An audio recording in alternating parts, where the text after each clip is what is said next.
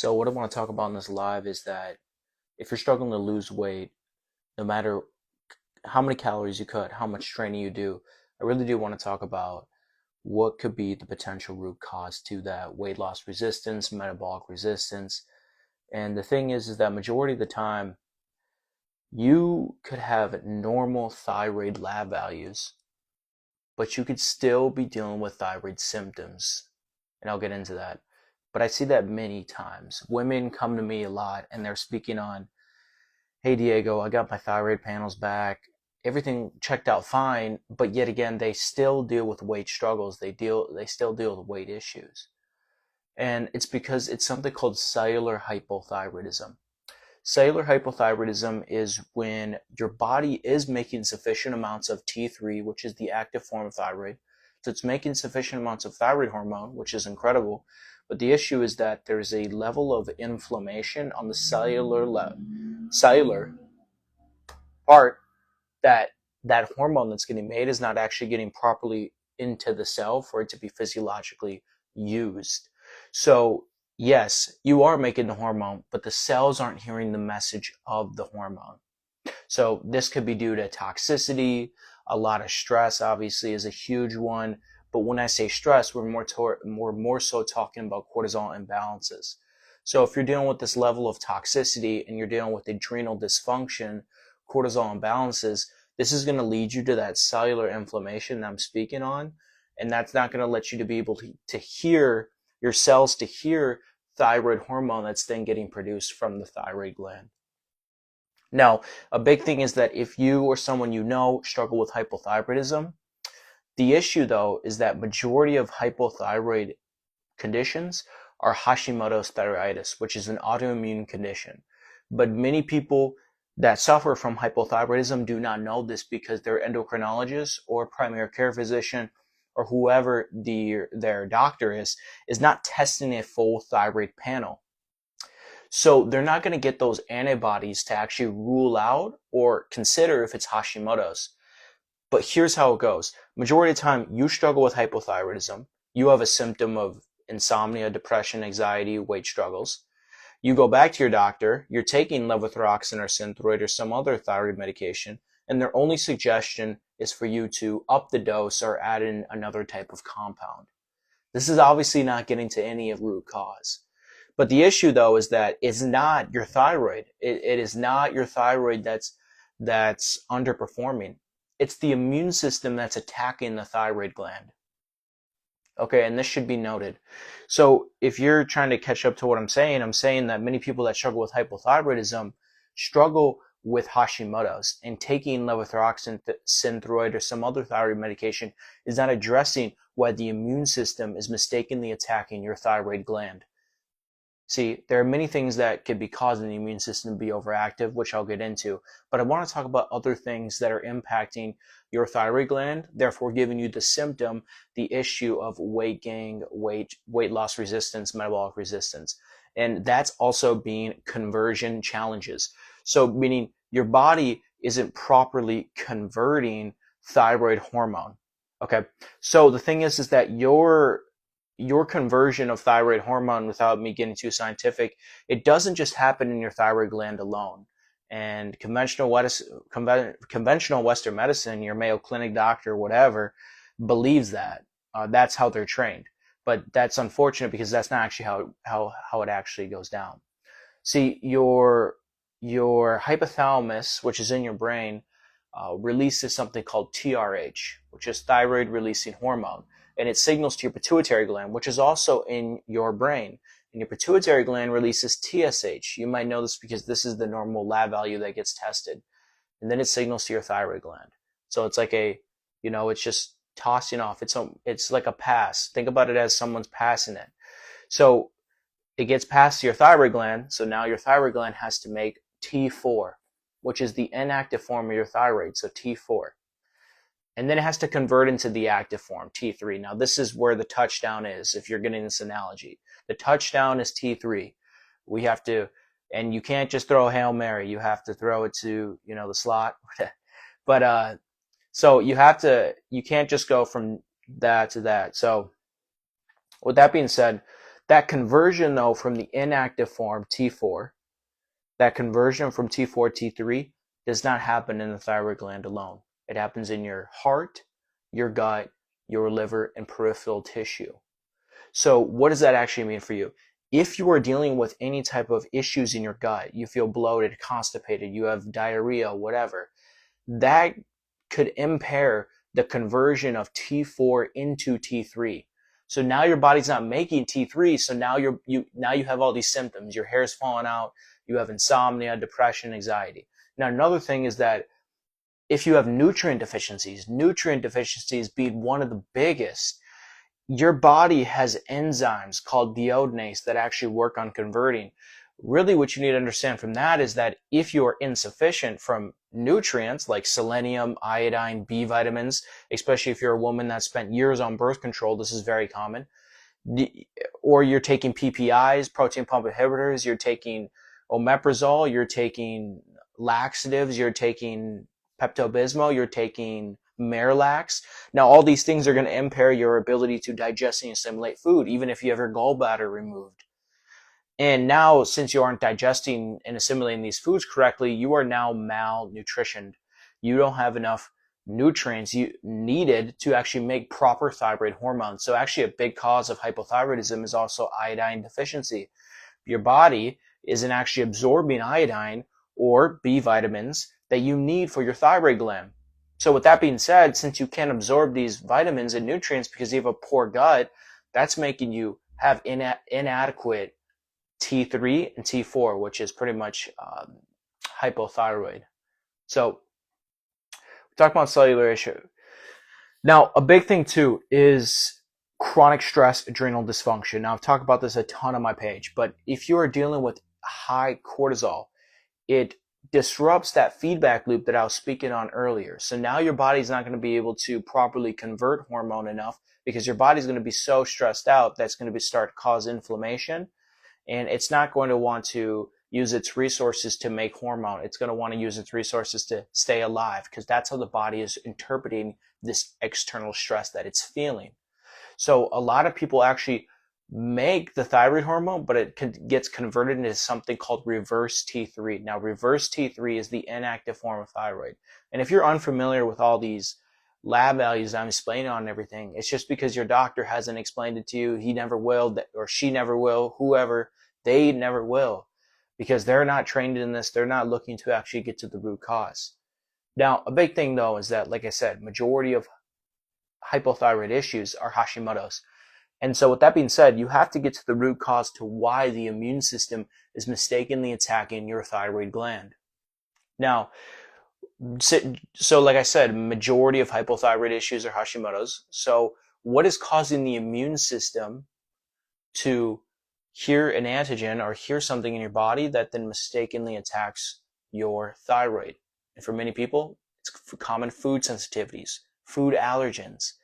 Leaky gut is a big one. And gut infections.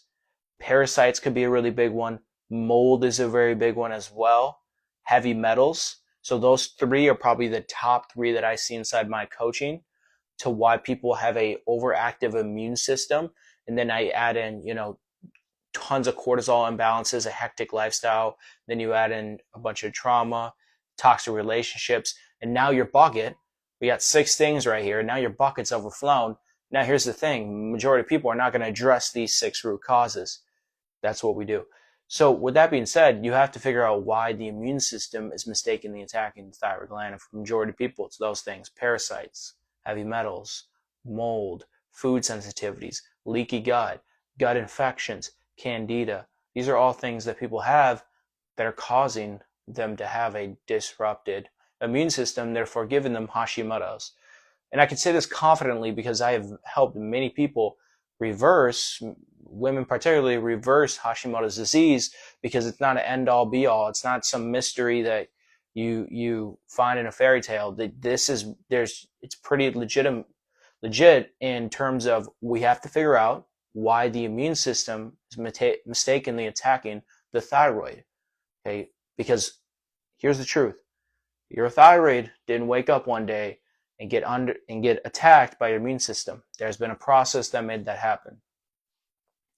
And then back to what I was saying, the issue though is with your normal primary care physician or whatever, they're not testing a full thyroid panel. I say this so much, but you should know this by now. When your doctor says that, oh, your labs are fine, but you don't feel fine, you deal with weight issues, those are immediate red flags. Your doctor's not showing you your lab results, or you're looking at your lab results and you don't even see any, well, first of all, you probably aren't even aware of what they mean. That could be an issue, but you're also not getting the entirety of what's going on. So to, get back to a little bit on a different topic now, since we were just speaking on thyroid, I want to speak on gut health, because a lot of the times poor thyroid health, poor thyroid function, aka weight loss resistance, insomnia, hair loss, dry lips, brittle nails, all these symptoms can actually stem from poor thyroid, but actually stem from that, because there's a root cause to a root cause, then there's even a root cause of that. So we get unpaired layers, is poor gut health. And you have something called your gut thyroid axis. You have something called your liver thyroid axis. And it's an intercommunicated relationship between the two on how specific hormones get converted and how specific hormones get metabolized. So like I had mentioned, majority of hormone that's getting made is actually in your gut. About 20% of that T4 into T3 conversion, remember T3 is the one that you get to feel, the good, you want that, happens in your gut. So if you're dealing with inflammation in the gut, you're dealing with a gut dysbiosis, you're dealing with candida, tall tale sign if you're dealing with candida, you crave sugar. So this is why people that are inside my program are always like, oh, I don't crave sugar anymore. It's because we got rid of the candida. We got rid of the yeast overgrowth. So if you're dealing with these, they're going to impair that T4 into T3 conversion. So now your body's not going to be making enough T3, and then you're going to get hypothyroidism. And then what are they going to do? They're going to give you thyroid hormone. They're going to give you what? Synthetic thyroid hormone, such as T4 hormone. What is that? Levothyroxine, Synthroid, Cytomel, Armour, Thyroid MP. They're going to give you these hormones, but yet that's still not addressing the root cause, because we just talked about it. The root cause is poor gut health.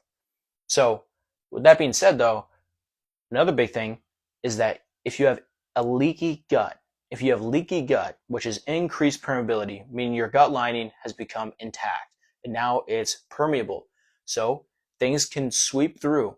And when that happens, when you have a leaky gut, I have undigested foods that actually come outside my intestines, gets into my bloodstream, and now the immune system looks at those foreign invaders, is what we can call them, and then signals an alarm saying, attack that.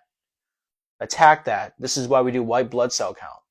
And when it starts to attack that, now it's attacking the thyroid gland. Okay. So that's essentially, a really good analogy on how leaky gut occurs and then causes you to have Hashimoto's.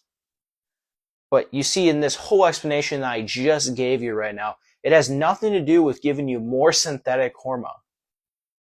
So why are they giving you more synthetic hormone? Because that's how they're trained. That's how they're allopathically trained. Okay? So, another big thing. So we talked about gut infections impairing thyroid conversion. We talked about leaky gut being a root cause to Hashimoto's thyroiditis and how that actually happens. Okay? And now I really do want to talk about liver. And your liver is the unsung hero to your health. I can't even explain it enough. Many people do not show their liver love, because the issue though is that in the environment we live in today, our liver it can't handle the amount of toxicity that we have. Okay, 50 years ago, 40 years ago, sure. But in today's environment, our liver cannot handle the amount of stress and toxicity that is in our environment. The makeup, the hair products, the lotions, the water, the food, the air, the plants, all these things are all toxic to some degree. Now, what does that actually mean? Well, your liver has a whole detoxification process, biotransformation, conjugation, It's a whole thing. That's a whole topic for a different time. But understand, your body gets a toxic from the environment through the skin, and our body has to. We're not going to keep that in us, so we got to get rid of it. But how do we get rid of it? We got to get it out of our through our liver. So what happens? Well, when we have all these toxins in our environment, it slows that liver function down. And what does that do? Well, it slows that conversion of T4 into T3. It slows down the conversion of cholesterol into sex hormones. So now your body's not making adequate progesterone. It's not making adequate estrogen. It's not making adequate testosterone. See, these are all things that, well, to begin with, conventional Western medicine is not talking about liver or detox. Okay, so they're not talking about how heavy metals making your liver sluggish, now making your thyroid underperforming, therefore now making you swell up like a bowling ball. See, like no one's talking about this because see how it all plays together though. It all plays together. So that's actually why the first step I'm doing with every single person, and I do this myself, I detox myself 3 to 4 times a year, like a specific detox that's whatever. But anyway, what I'm trying to get at is the first step we're doing is detoxing the body, because it is the most undervalued thing that many people. I promise you that essentially after 3 weeks on anyone that follows the detoxification protocol that I have laid out for them, they 100% feel night and day difference. Because we actually detox their body. Now, detoxes sound like a turmeric bomb, they sound like a juice cleanse, but we're not doing that at all. That's the exact opposite, actually. We're actually eating more calories than ever before, but not only that, we're actually supporting the real detox pathways that your body uses to actually neutralize and excrete these harmful substances that are inside your body. Okay, so when you have this sluggish liver, you will have a sluggish thyroid, you will have histamine reactions, you will have a lot of food sensitivities, because it all plays with your liver.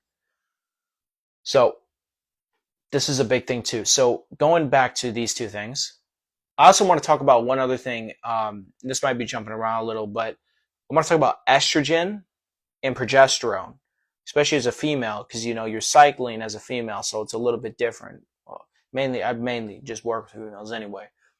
But with that being said, if you have high estrogen, which can be caused by a sluggish liver, which can be caused by high stress, which can be caused by poor gut health, if you have high estrogen, that will actually raise what is called thyroid binding globulin. That is going to be what traps the hormone you want, thyroid hormone that you want to use. It traps it. So now you don't have more bioavailable hormone to be used. So what does that leave you to? Hypothyroidism leads you to low T3, leads you to weight loss resistance. So those are going to be some things that are impacting your thyroid, is actually having high estrogen. And then it kind of the same with progesterone. Now, many women have PMS. So tall tale signs of PMS are not tall tale signs, but what are the root causes to PMS? A lot of times, high estrogen, low progesterone. Okay, those are still the symptoms. What is it? Redefined carbohydrates, or redefined sugars, really, I should say. Vegetable oils, tons of medications. Now, these are going to be causing you to have hormonal chaos that is going to cause you to have those symptoms of PMS. So that's all really, and we address everything here. But you might be asking, how are you going to address everything I just talked about in the last 15 minutes? Well, you don't. You have to have a system to be doing this. And this is how our practice is able to succeed over and over and over again. You get bombarded with all my testimonials and everything, because we have to have a system to get you from point A to point B. What I mean by that is that what I was getting to is that we use specific functional lab testing to identify what are the root causes causes to why you deal with XYZ symptom slash condition disease. Because there's a root cause to a root cause to a root cause. So if you didn't get what I just said, you have hypothyroidism. Okay, the root cause could be SIBO, small intestinal bacteria overgrowth, but there's still a root cause to that SIBO. Okay, I'll say it again. Here's another one. You have IBS. What is the root cause to your IBS? Leaky gut. What is the root cause to your leaky gut? You see how we're doing this now? Okay, you have high estrogen. What is caused by your high estrogen? Poor liver function. Why do you have poor liver function? There you go again. I can do it for everything. PCOS. Why do you have PCOS? You have insulin resistance. Now, why do you have insulin resistance? Okay, it's like a game here where you have to get to the underlying causes, is what I like to say. Because there's a root cause, then there's an underlying cause. We address all those. So, hopefully you found this valuable. But what are some things you can do? So if you have thyroid issues, what I'd suggest is to really work on your gut health. I mean, almost everyone have a disrupted gut, unfortunately. And when you have a disrupted gut, you have a disrupted immune system, which is going to cause you Hashimoto's symptoms. And it's also going to cause you to have poor conversion of that T4 into T3. So 5 steps to heal your gut. Because remember, healing your gut, the byproduct of healing your gut is improving thyroid hormone, which is probably what you really want at the end of the day, losing the damn weight. So here's 5 steps. So the first thing is you got to remove the things that are inflaming your gut. You need to reduce. That's the first one, reduce. You have to reduce the inflammation in the gut. You have to reduce what's stressing out your gut. A lot of times this is alcohol, common food allergens / sensitivities. I'm talking about gluten, dairy, wheat, vegetable oils, obviously. Soy is a big one, corn, dairy. Now you have to reduce these things. Now the next step is you have to remove. You have to remove the bacterial overgrowth that you're having. So a lot of the times you might have to use a supplement or two. Not the end of the world unless you want to take antibiotics and wipe out your gut microbiome. But it'll be all right though, because insurance will cover it, right? So the thing is you want to use some bacteria killers to eradicate this dysbiosis. You got to eradicate the overgrowth that you're having. Okay, so those are going to be the first two things. Now the second thing, or the third thing, my apologies, is you're going to have to replace. This means you want to replace what your body is not making. And majority of people, you know this because you deal with acid reflux, GERD, indigestion, heartburn, as they're not making enough stomach acid. Their body is so stressed out that their saliva enzymes are not secreting enough hydrochloric acid, and this is what's causing them to be dealing with what's called hypochlorhydria, which is a whole different topic for another time. And I'm just going all over the place here, but if you're staying with me, hopefully this is empowering you. So the thing is that when you deal with this low stomach acid, which can lead to SIBO, which can lead to nutrient deficiencies, which could be really a root cause to many issues.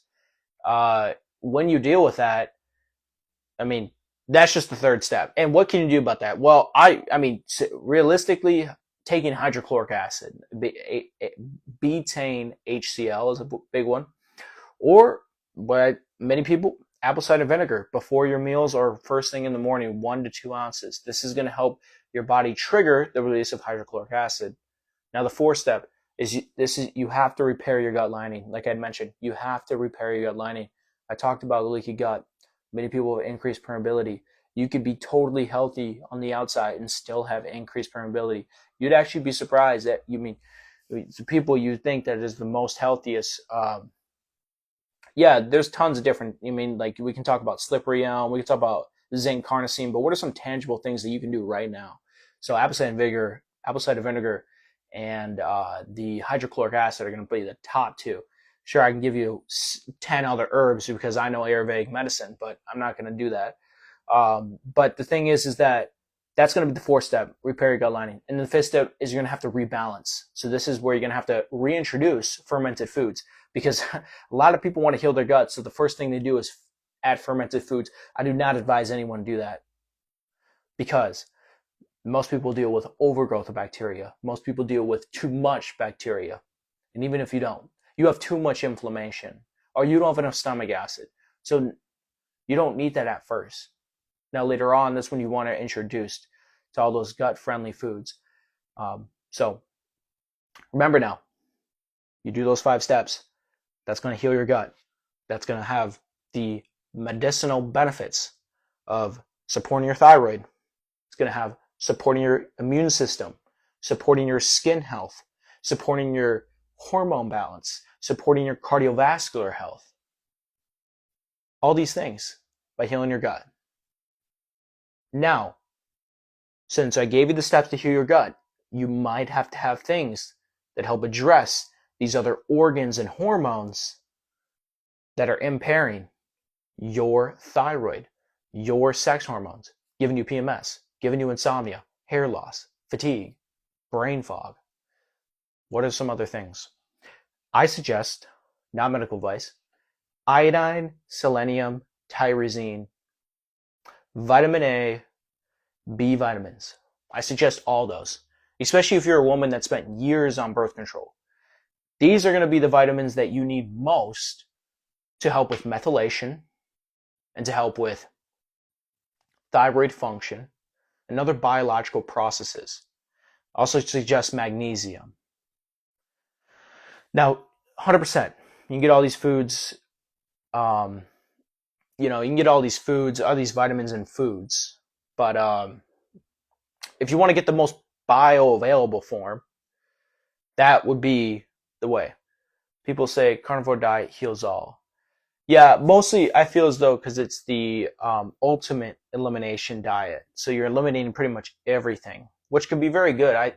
I've used the carnivore diet on actually specific clients, but not for the rest of their life.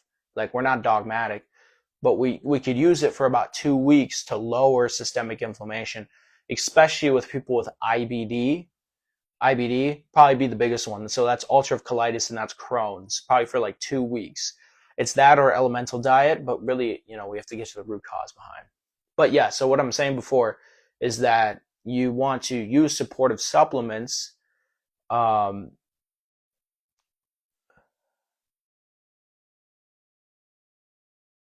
Yeah, so yeah, you can do fast. So you want to use no, I mean, depending on who you are, I shouldn't just be saying that blunt. No, I don't suggest fasting right away for many people actually, because it's just going to increase cortisol. It's going to increase their catecholamines, and it's actually just going to destroy things rather than help things. Because here's the thing. The people that want to go fasting here now, they're already dealing with these chronic health issues. So what does that already mean? Well, they're already dealing with high cortisol, nutrient deficiencies, probably poor methylation. So the last thing they really need in that period of time is a fast. Now, once you get your body primed enough, and your body gets your metabolism back, you get your hormone balance back, you got adequate nutrient status, oh, that's 100% the perfect time to fast. And here's a big thing too. If you want to fast for the medicinal properties such as autophagy,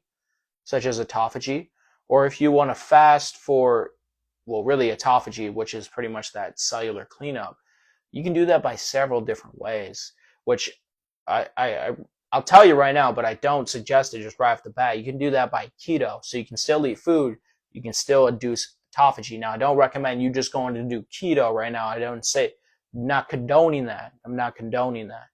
But I'm saying keto does that. Carb cycling does that.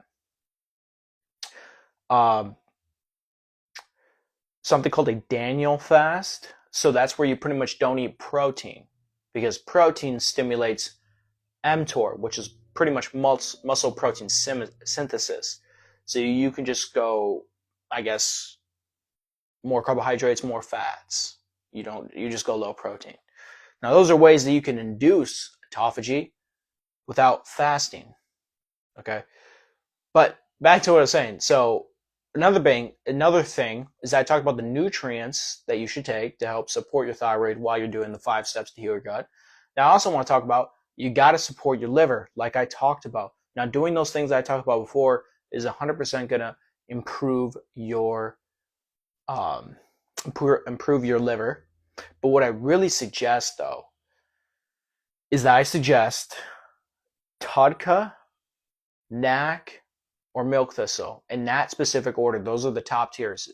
TUDCA, NAC, and milk thistle. Those are going to be the top herbs. Now these aren't going to be the actual micronutrients you want, because I can't just, because then I'm just going to suggest you a bottle and then it's going to be like, oh, this dude's MLM, but we're not going to be doing that here. So, but those are going to be some herbs that you can take to help with your liver. Okay. I've used TUDCA on so many different people that had high ALT and AST. Now these are liver enzyme markers, and non-alcoholic fatty liver disease. I've used it for all those people. Okay. And it is 100% work. It is incredible. It is incredible. Okay. So with all this being said, um, we're talking about gut health, thyroid.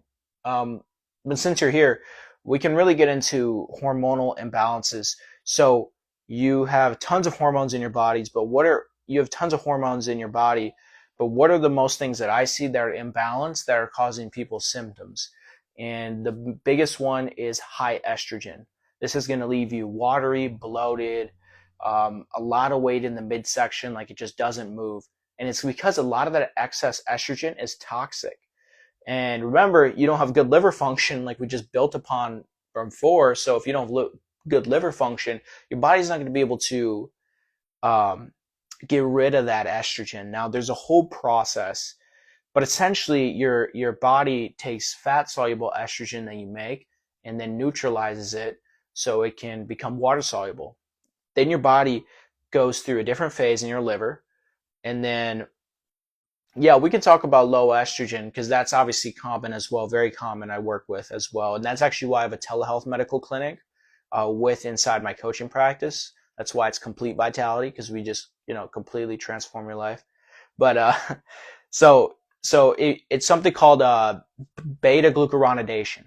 So that's going to be where it pretty much conjugates and it sits inside your body and doesn't want to leave. So where does it got to go somewhere? It's not going to go, you know, um, whatever. So it sits in the midsection, the back, sometimes the breasts, a lot of the glutes. So those are going to be a lot of estrogen places that estrogen is going to hang out at.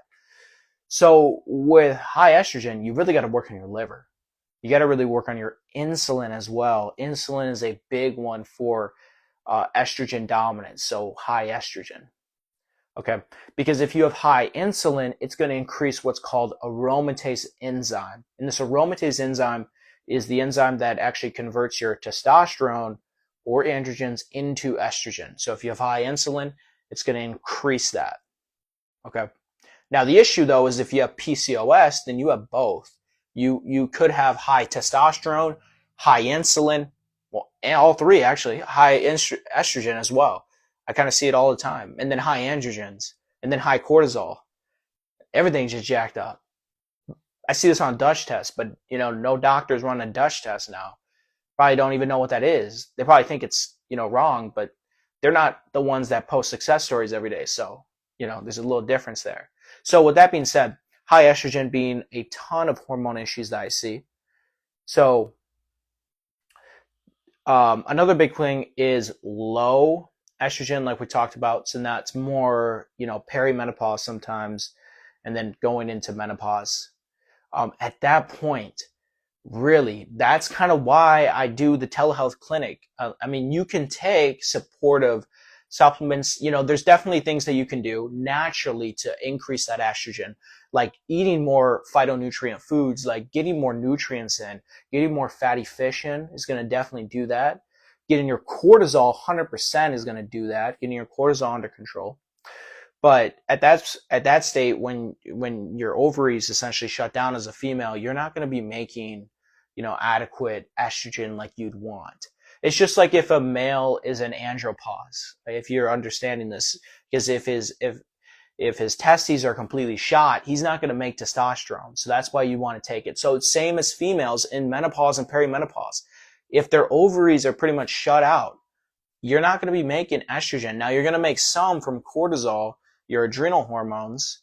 Okay, DHEA technically is what it's called. but you're not going to be making it like you should with your ovaries. So that's why we use the telehealth clinic, so you can get injectable estrogen. Now that's going to be actually something you work with a nurse practitioner, physician that we have, but that's just one thing for you to get there. Unfortunately not. If you're in menopause, it's kind of over. Um, so yeah. So another one, low progesterone. Low progesterone. This is probably one of the biggest ones that go, like, the biggest sleeper. The biggest sleeper is the low progesterone. And progesterone, I like to call like the anti-anxiety, the anti-inflammation. Okay.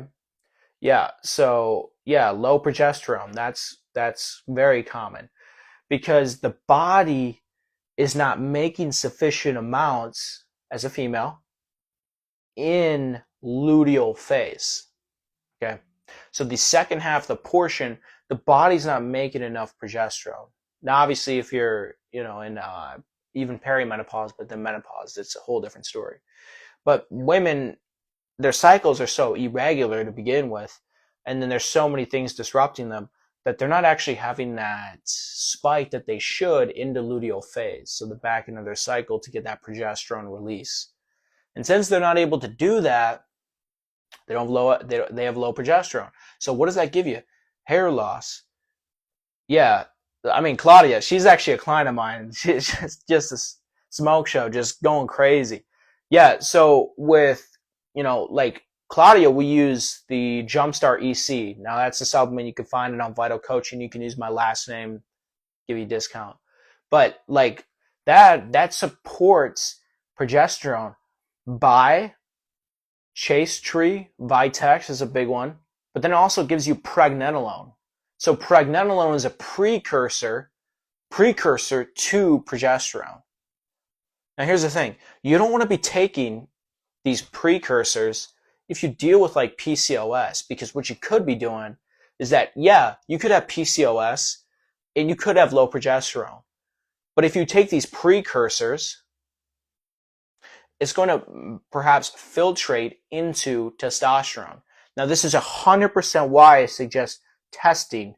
Now, you don't got to get a Dutch test, but I suggest testing when you are going to take sex hormone supporting supplements. And when I talk about, and I particularly say sex hormones, because there's hormones, that's cortisol, insulin, thyroid. Those are all hormones, but sex hormones are the ones that are more reproductive. Those are those ones. So it's like estrogen, testosterone, DHEA, progesterone, pregnenolone, prolactin, LH, FSH, ACTH.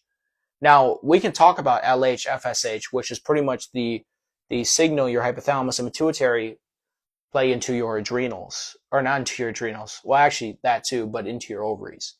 But yeah, actually that's great that I talked about that. So with that being said, if you're producing cortisol all day, you have high cortisol, your body's not going to make progesterone. And this is actually something called progesterone steal, pregnenolone steal. So now the body isn't going to make, so your adrenals release something called DHEA. And if you're dealing with high stress, that DHEA is not going to get made because it's going to make more cortisol. So then now that hormone that was supposed to make into progesterone gets stolen to make cortisol. This is by far the top reason to why women deal with low progesterone, to why women deal with insomnia and migraines, especially around their cycle, because they don't have enough progesterone. Okay. A big one too is testosterone. Now, PCOS depending, but testosterone being a huge one. As a female, you need testosterone. Testosterone is not bad. You want testosterone. Very, very good for you. So a lot of women have low testosterone. So is yam cream? Yeah, yam's good. Yam's good. I really suggest, like I said, the Jumpstart EC, but that's just, my bias because that's a supplement. The Dutch test, yep, that's what Claudia did with me. We did that. We pinpointed exactly what was wrong with her. And it was crazy though. and I'm pretty sure. Yep. See, that's going to also throw off your, hormone making, B.23. So you're not going to be able to make any hormone. You're so um, about 50% of your hormone as a female is getting made from your adrenal glands, and then the other 25% is actually getting made from your ovaries. And then that last 25% is usually getting made by adipose tissue. This is why, you're not as a female, you're not trying to get, well, really, as a female, everyone should know if you're getting to those very, very, very low body fats, that's obviously not healthy, male or female, but especially as a female, because you need some tissue to be able to make hormone. But if you deal with that insufficiency, B.23, I would at least get your labs test to see, is it, really affecting your hormone balance. You could have low estrogen. You could be dealing with hot flashes. You could be dealing with waking up in between the hours of 1 to 3. You could be dealing with weight struggles. And it might have just listed every symptom you have. So you might probably want to get a lab test done for that. And if your doctor's not going to pull it, I'm here for you. So with that being said, low progesterone caused by high cortisol. Now, and if she's still in here, it's the cortisol metabolization that's the sleeper. So with the cortisol metabolization, it's pretty much so answer that question, how much is the Dutch test? It varies. I think off the top of my head it's like 325 to 350. But I have to figure, I think it's like around 330 with the discount code that I have. I'm also giving those for free right now. So I'm giving those for free right now on this Black Friday deal. I'm getting my graphic designer because I'm not creative at all. I have someone that does that for that. Yeah, Doc has me on thyroid medication of Hashimoto's as well. I talked about this earlier. That thyroid medication you're taking, levothyroxine, Synthroid, Cytomel, Thyroid MP, whatever you're taking, it's not addressing the immune system. It's not addressing the immune system. That's why you still deal with that. Black Friday deal. Where are you located? Online, virtual. But unfortunately, I'm in cold, dark, rainy Minnesota. Southern Minnesota. So that's where I'm really at. But everything I do is online anyway, so it doesn't really matter. But yeah, so the Dutch test, going back, we'll get to, so Natalie Creations, I did not see your thyroid message. Can you send it again? How can I schedule an appointment with you? Oh, just go to, well, you can DM me. I would DM me. And then after you DM me, go to my link tree, go to my website, and then get on a call. Because I have this Black Friday deal, and I'm pretty much giving away the farm. Midwest term, right? Yeah. So yeah, anyway, what we're saying, the Dutch test, I believe around 330. Actually, I'm giving those away right now. I'm giving away Dutch test and an Oura ring. Okay? It's all right though. You wear the Oura ring right here. So if you're married, you're all good. You're all good. You're all good. Usually index finger is where you wear the Oura ring. And so you'll get sizing for that and everything. So I'm giving away Oura ring. I'm also giving away 3 months of coaching, which for coaching, I pretty much have these, it's a whole deal. So yeah, doing that. And then I'm also giving away the Dutch test or GI map. See, like with Hashimoto's, I would suggest a GI map because, okay, if that was in the past week, Natalie Creations, or I might be butchering that or saying it wrong, but if that was in the past week, it's because Instagram restricted my DMs. But if you text me right now, I will be there. Now, full transparency, I have DM setters. So text them and I'll send you a voice message so you know me, so you know it's me. But that's kind of why I tell you to go, just immediately go to my website and get on a calendar call so you can just bypass all that and I can talk to you face to face, like on Zoom. Okay. GI map test. This is a great question. GI map is a DNA stool analysis. So it's going to measure many different things inside your gut microbiome. It's going to measure how much bacteria you have. Yeah. So if you don't want to get the ring for the Black Friday deal, I'm just gonna give you that money or take it off. Usually, what I do in that scenario, any of those would pretty much go to any other supplements or another lab test, if that makes sense. So you're still gonna get the value. You're still gonna get something. Okay, sounds good. That you sent me a message. Okay. Yeah, blonde 221. She's actually 2U. That's Tracy. She's actually in my program right now. She lost like I don't know how much weight, but she's doing incredible. So, yeah, let them know, Tracy. So, what are we talking? Oh, the GI map test. So with the GI map test, I really like that test because it measures H. pylori, which 50% of the population have H. pylori. Is the premature ovarian insufficiency curable? Now, so the ovarian insufficiency, honestly, it really depends. Now, if you get things aligned and you get to the root cause, it can most definitely, perhaps, your ovaries can, depending on how old you are, by the way, it could definitely, you know, subside almost, and you can start, making adequate hormone, especially if you have the right support in there. I want to heal. How long does it take? A year? Well, my clients heal in weeks, or it's 9 months. Usually, 3 months, 2 months, 1 month, 1 week. No, I'm kidding. But it kind of depends on who you are specifically. I mean, this is why I don't just let anyone come into my program. I don't just let anyone just, I'm not, I don't do that. This is why we want to figure out what exactly you're dealing with, how long you've been dealing with it, and what have you tried, and then see if this even works. Okay, yes, you can most definitely help with your ovarian insufficiency B.23. You can definitely do that at 34. And then with the GI map testing, back to what I'm saying, 50% of the population have H. pylori, which is a bacterial overgrowth. This bacterial overgrowth can lead to many issues, but you really know this if you have bad breath. Now, that's mainly the big one. Okay, so H. pylori, it also measures opportunistic bacteria. My synthroid to 100 grams. Not losing weight at all. I really need the consultation. Well, this is all. My calls are free initially, so you're not gonna have to pay for a consultation.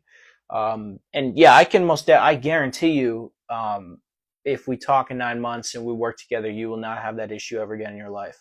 I wholeheartedly know that will never deal with that again. So, and it's because they're going to keep upping the medication. Next time you go, it's going to be another 25 milligrams. It's going to keep going like that until they're like, oh, well, we kept beating this dead horse, so now we're going to, give you another one. The next one is they're going to give you a compound T3. Yeah, so B.23, just please message me. Please, you too. I'm going to be writing your names down, taking mental screenshots. Okay. I got it too, because I'm retaining all this information I'm saying you. Yeah. Oh, there we go. Tracy. Perfect. So, oh yeah, 100%. Yeah, just up in the meds. Yeah, see, I know it like the back of my hand. Why though? Because I got trained in it. I was in it. I was actually in it. So that's a whole different story for a different time. Uh, yeah. I wasn't the guy though doing it, so that's good, right? But yeah, so I keep going off. But the GI map test, I highly suggest it. IBS, IBD, Hashimoto's, even hypothyroidism. Like the gut is really the root of everything, truthfully. And you really got to figure out what's going on in there. And that's exactly what the GI map test does. It measures your immune system, how intact your immune system is. Okay, it measures something called zonulin, which is the proteins that keep your gut lining in check. And you guys can keep hitting me with questions. Don't feel like you're interrupting me.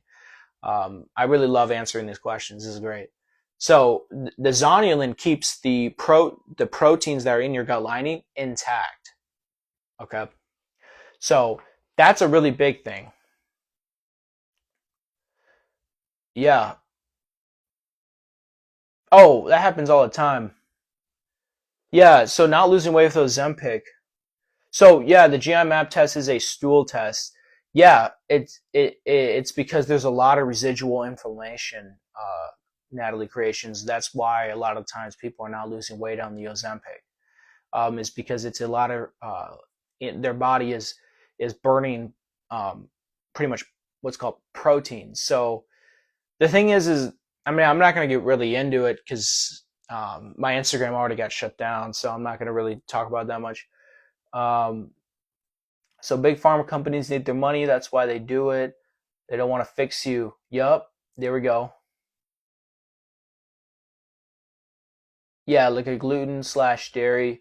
Yeah, it's because you just don't. Yeah, B dot. It's really because you don't know what else you should eat. You don't have any other options. You don't you really don't have any guidance either. You went in and they were like, oh, okay, yeah, take this medication and then do this, and then you're on your way. What does that do? And back to what Claudia was saying, the medical system was made to keep you, not heal you. So understand that. I'll say it again. The medical system was made to keep you, not heal you. So that's important to understand. Uh, yeah, gluten's, the way that gluten is processed now, I really think that it's just pro-inflammatory. It's a pro-inflammatory food chemical. Big reason. Big reason. Okay. Yeah. So that's actually a big thing that I'm glad you're talking about that because the GI map test measures that. So honestly, what I could do here is I'll just flip my camera because I actually got one up right now. Um, So with the GI map test, right here, we're talking about zonulin. So if you're live right now, you're getting this is gold for you guys. So you women. So right here, you have circulatory IgA. Now this person, it depends. B dot. Like you have to see what your well, what specifically is going on with you. You got to really do that. Yeah, the organic, definitely 100%. Because you know why though is because it doesn't have the glyphosate, it doesn't have the pesticides, the herbicides. Okay, so what are we looking at here? We're looking at a GI map test. So with the GI map test, it's going to measure a dysbiotic and overgrowth of bacteria. So what this is, it's how much overgrowth is inside your gut microbiome.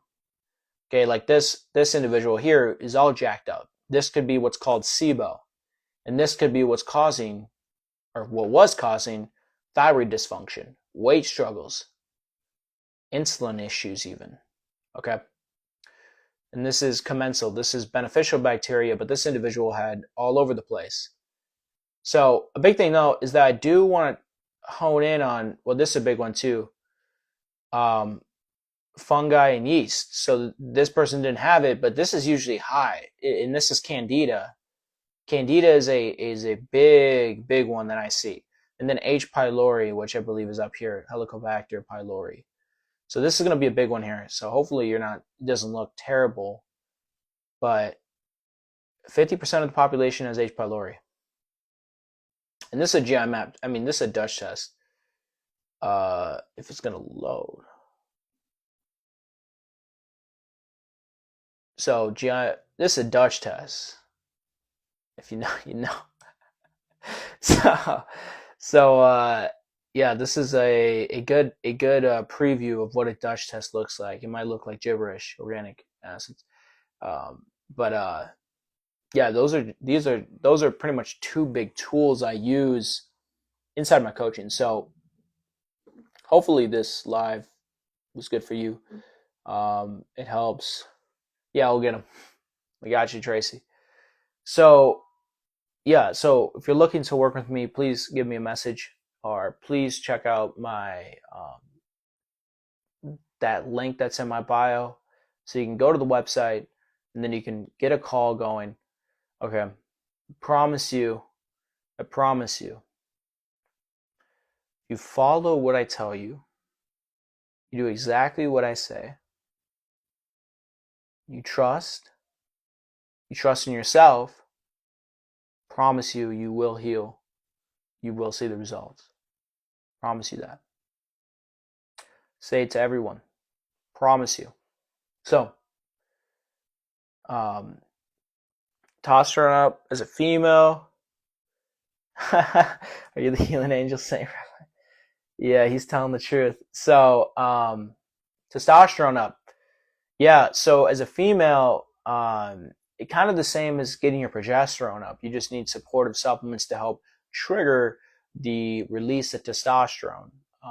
And as a female, your testosterone is obviously not made in the testes, so it's actually made in your adrenals. So DHEA actually is what produces testosterone for you as a female. So with that being said, you should support DHEA. Now, it actually brings me up to another study that I read. That woman that took birth control, so usually they have suppressed testosterone, actually it dramatically improved their androgens and testosterone profile by orally taking DHEA. Now, like I said, I'd suggest for you to get a hormone test done. The NAC is more for your liver, so it's not really going to do anything. And the Ovasitol, that sounds like an inositol powder for your thyroid. That's not going to do anything either. Those two aren't going to do anything. What would be taking DHEA. Now, I'm not going to tell you to take a hormone supporting supplement just like that. Okay, I wholeheartedly recommend you getting a blood work test done, getting something done before you just go blindly take a hormone supporting supplement. 100%. I don't condone just taking something off the bat, but like DHEA would probably be the one that I would take as a female to increase my testosterone, aka what I use with my clients. Okay. All right. I gotta go. So hopefully this is valuable, and I'm hoping to hear from you.